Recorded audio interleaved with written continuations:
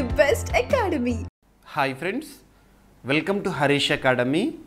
ఈరోజు వార్తలు నిలిచిన జాతీయ అంతర్జాతీయ రాష్ట్రీయ అంశాల గురించి, వార్తలు నిలిచిన వ్యక్తులు, అవార్డులు, పుస్తకాలు, మరి క్రీడా సంబంధిత సమాచారం, ఒక్కొక్క అంశాన్ని వివరంగా తెలుసుకుందాం. ఈరోజు ఫస్ట్ టాపిక్ వచ్చేసి అగ్నివీరులకు 10% యూనిఫామ్ జాబ్స్లో ఉద్యోగం కల్పించే అంశంతో ఒడిషా రాష్ట్రం వార్తల్లోకి వచ్చింది. ఆ రాష్ట్ర ప్రభుత్వం తీసుకున్న కీలక నిర్ణయం ఏంటో చూద్దాము. ఒడిషా యూనిఫామ్ సర్వీసెస్లో అంటే పోలీస్ డిపార్ట్మెంట్ ఇటువంటివి ఉంటాయి కదా, వాటిల్లో అగ్నివీరులకు 10% కోటాను కేటాయించడము. సో వాళ్ళ కోసం రిజర్వ్ చేస్తున్నారు. సో యూనిఫామ్ సర్వీసుల్లో మాజీ అగ్నివీరులకు 10% రిజర్వేషన్ అమలు చేసేందుకు ఒడిషా ప్రభుత్వం రీసెంట్గా ఆమోదముద్ర వేసింది. భువనేశ్వర్లో ఆ రాష్ట్ర సీఎం మోహన్ చరణ్ మాజీ అధ్యక్షతన క్యాబినెట్ సమావేశం జరిగింది.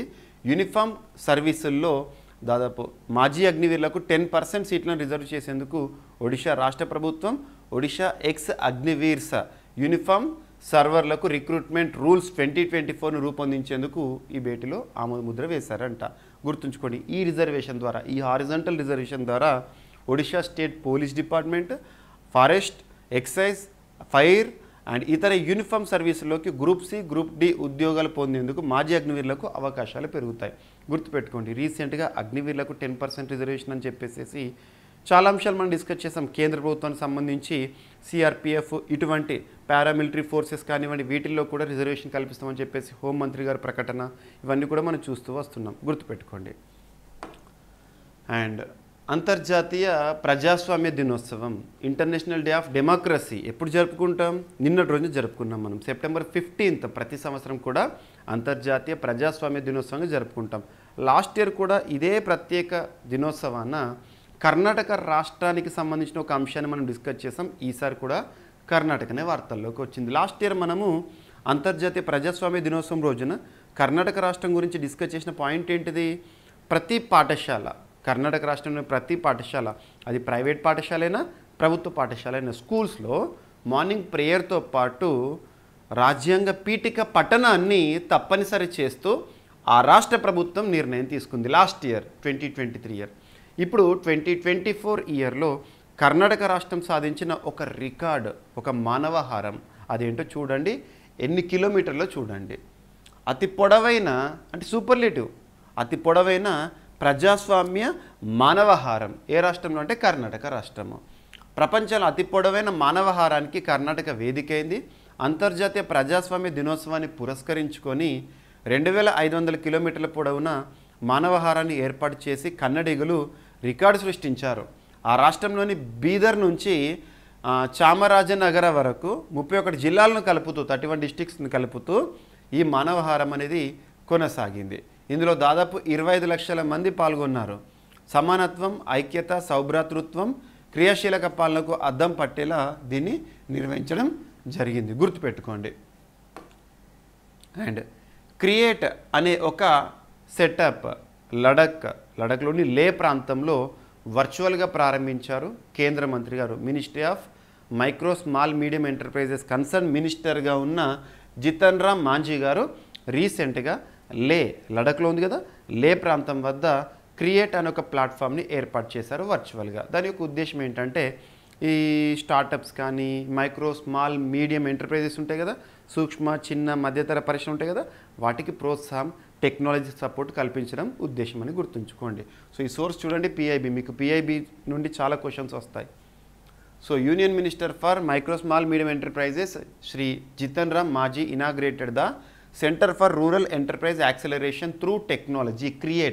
క్రియేట్ అంటే ఫుల్ ఫామ్ గుర్తుంచుకోండి, సెంటర్ ఫర్ రూరల్, గ్రామీణ, centre for rural enterprise acceleration through technology. అంటే ఏంటిది?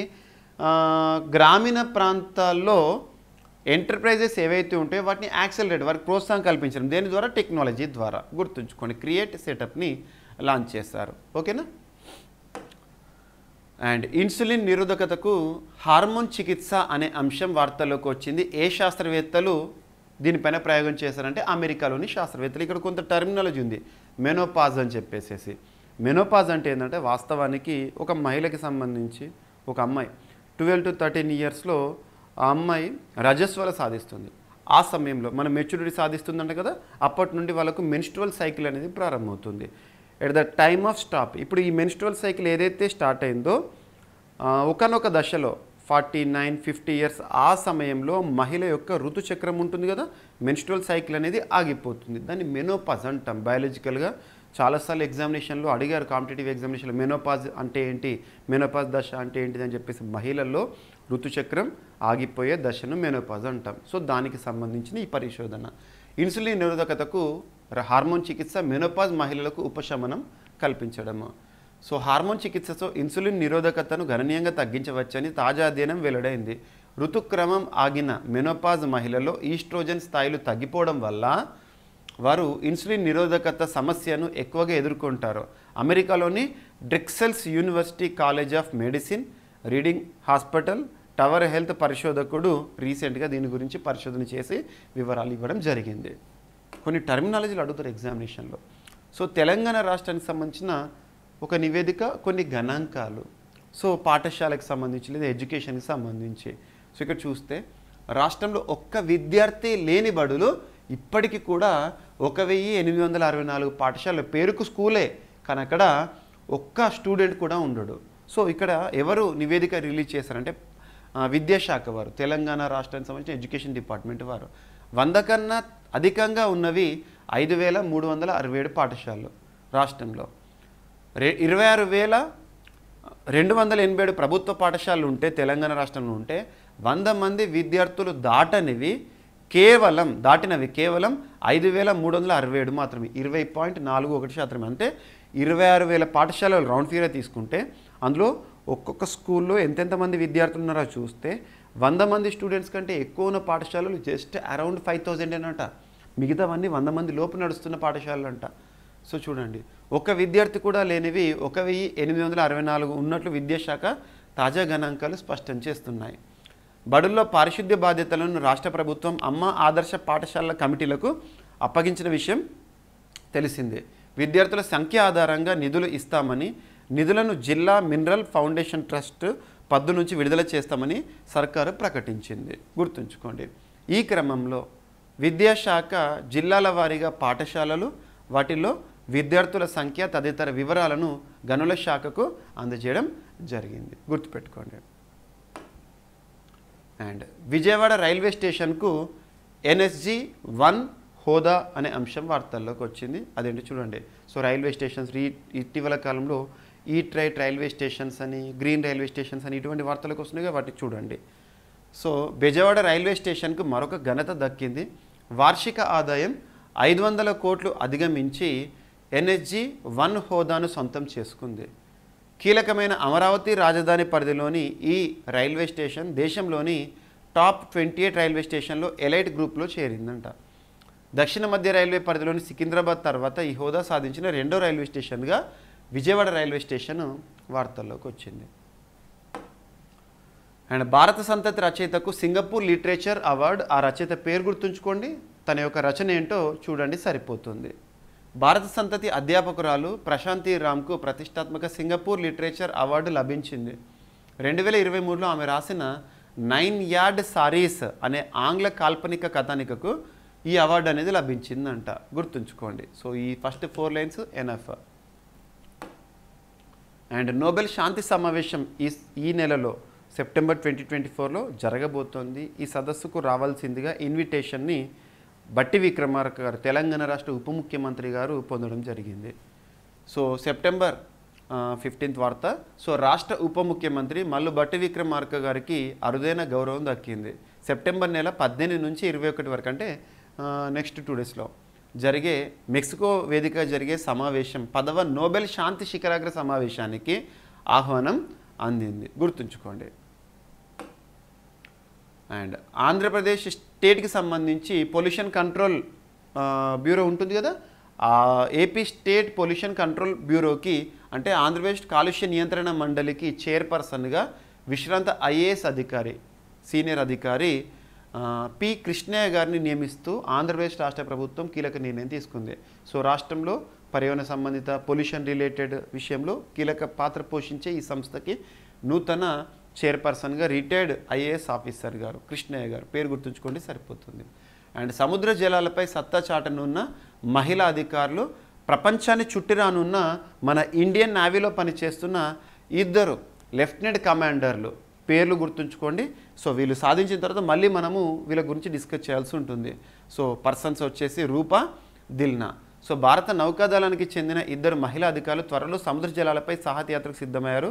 లెఫ్టినెంట్ కమాండర్లు రూపా ఏ, దిల్నా కే ఇండియన్ నేవల్ సెయిలింగ్ వెజల్ తారిణిలో ప్రపంచాన్ని చుట్టురానున్నారు. సాగర్ పరిక్రమ పేరిట చేపట్టనున్న ఈ యాత్ర కోసం ఆ ఇద్దరు అధికారులు 3 ఏళ్లుగా కఠిన ప్రయత్నాలు చేస్తున్నారు. గుర్తుంచుకోండి, ఈ శిక్షణ తీసుకుంటున్నారు. అండ్ స్పోర్ట్స్కి సంబంధించి నీరజ్ చోప్రా మనకు ఒలింపిక్స్కి 2 సార్లు పథకాలు తీసుకొచ్చారు. టోక్యో ఒలింపిక్స్లో స్వర్ణము, రీసెంట్గా ముగిసిన ప్యారిస్ ఒలింపిక్స్లో రజతము. సో ఒలింపిక్స్లో 2 పథకాలు సాధించిన నీరజ్ చోప్రా గారు రీసెంట్గా బ్రసెల్స్ బెల్జియం వేదికగా జరిగిన ఈవెంట్లో డైమండ్ లీగ్ ఫైనల్లో 2వ స్థానంతో సరిపెట్టుకున్నాడు. యాక్చువల్గా తన గాయాలు, తన ఫింగర్స్ కానివ్వండి, చేతి గాయం ఏదైతే ఉంటుందో విపరీతంగా ఉన్నా కూడా 2వ స్థానంలో పొందడం అనేది చాలామందికి స్ఫూర్తిదాయకం. అండ్ బ్లాక్ బర్డ్స్ రేసర్కు టైటిల్ అనేది దక్కింది ఫార్ములా 4.